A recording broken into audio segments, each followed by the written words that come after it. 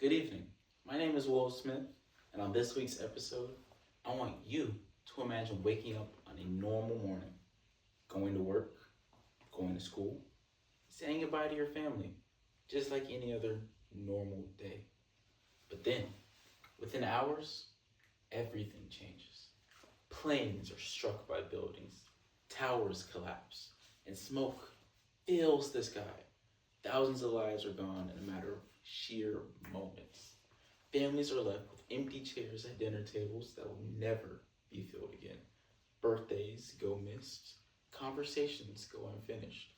Lives that were simply just cut short. See, September 11th, 2001 wasn't just a historical event.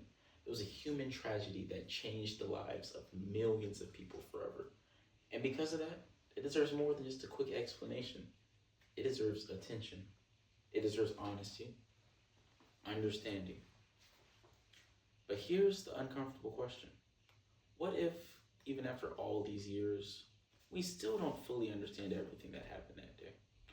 What if the truth hasn't been revealed?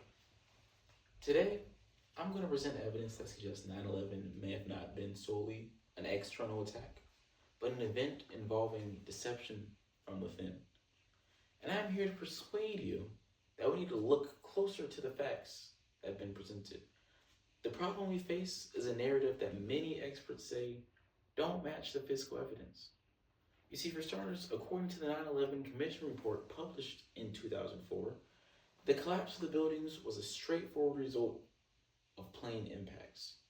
But that's just what we were told growing up.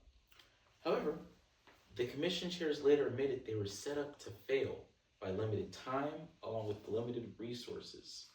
Think about that for a second. I want you to really think about that. This is one of the most important investigations in modern history, and even the investigators themselves said they didn't get everything they needed. If that doesn't make you at least pause, there's a problem, because it really should.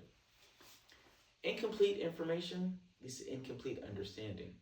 And when something affects national security, global politics, and millions of lives, that matters. Next, we take a look at the financial side, where things become a bit more suspicious. According to reportings from Trendsmask, published in 2024, Larry Silverstein purchased a 99-year lease on the Twin Towers for $3.2 billion just 7 weeks before the attacks.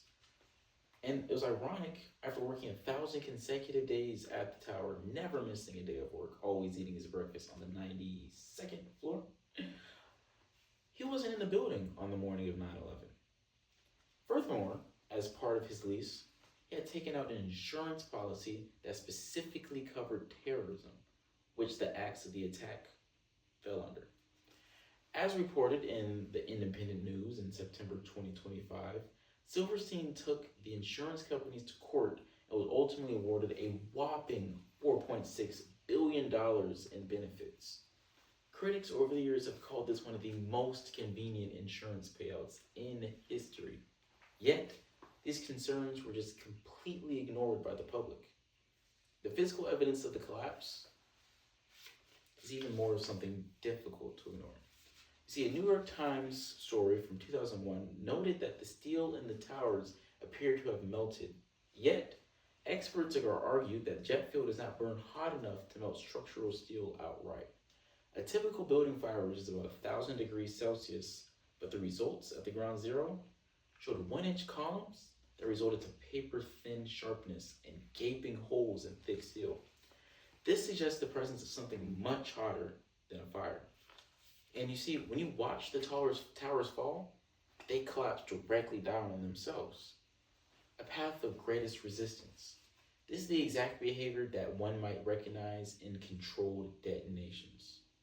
So, what is the solution? We must demand a new independent investigation at the evidence the first commission missed. According to author David Ray Griffin, in his 2005 book, The New Pearl Harbor, the inconsistencies in the official explanation are so great that they warrant a full reopening of the case with independent oversight. We need to look at the false flag concept, where events are allowed or orchestrated for strategic benefit. And this isn't just a theory. It's a documented strategy discussed by big political groups. See, according to the Project for the New American Century and their 2000 report, Rebuilding America's Defenses, they stated that a massive shift in U.S. military strategy might require a catastrophic catalyzing event like a new Pearl Harbor. Now, that definitely raises an eyebrow because for many, 9/11 became that exact catalyst, leading to the war on terror and a massive increase in government power, almost just as if they said it would happen. Now, I want you to imagine a world where the full truth comes out. If we demand transparency, we can either confirm the official account or uncover a truth that changes how we view our entire government. If we ignore these concerns, then the public trust will continue to erode and we may never know truly why 3,000 people died that day. You see, the events of 9/11 remain the most significant moment of our century, but the questions raised by the steel, the insurance, and the crazy political motives can no longer be silenced. So next, here's my challenge to you. Don't accept something just because it's official. Also, don't believe something just because it sounds shocking or emotional. Look at credible sources.